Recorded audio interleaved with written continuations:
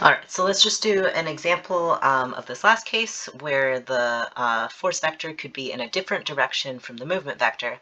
And I'm actually going to make them, the F and the R, the same vector. That actually, so R is the displacement vector. Actually, I've been calling it movement vector, but I should have been calling it displacement vector, which is really, if you're in some three-dimensional space, that's if you take a point wherever you are, it's the vector from the origin to your point. So it may not have anything to do with the direction you're moving next.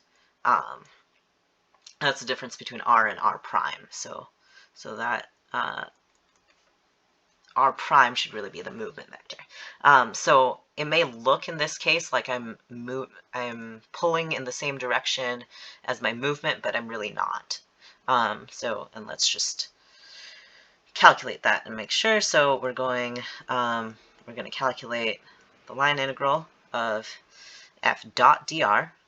So, and we'll still take t going from 0 to 2 pi. So once one turn around the helix, 0 to 2 pi.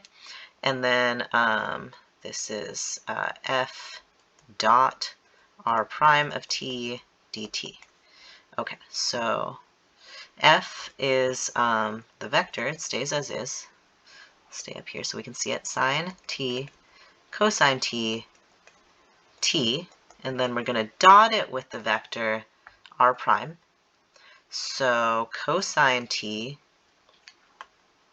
OneNote is not cooperating briefly. Okay, here we go. Cosine t, comma negative sine t, comma 1, and then that's dt.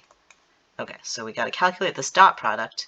Okay, but what happens? You get sine t times cosine t, but then in the next term you get cosine t times negative sine t, and those get added. So those cancel, and you're just left with the last term of plus t times 1. So it's a total of t dt. Okay, so pretty easy integral.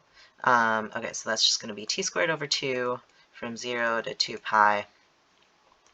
And then I think this was similar arithmetic, but different reasons that we get this answer that we've seen before, 2 pi squared.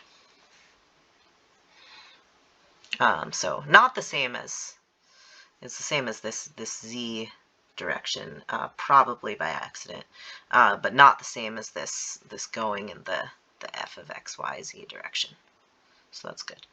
All right, so that is force going in a different direction than displacement as a vector function.